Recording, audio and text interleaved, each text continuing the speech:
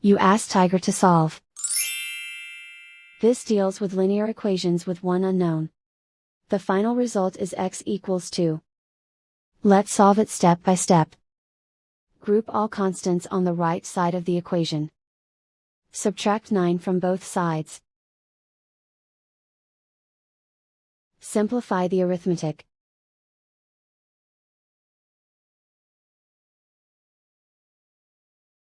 Isolate the x.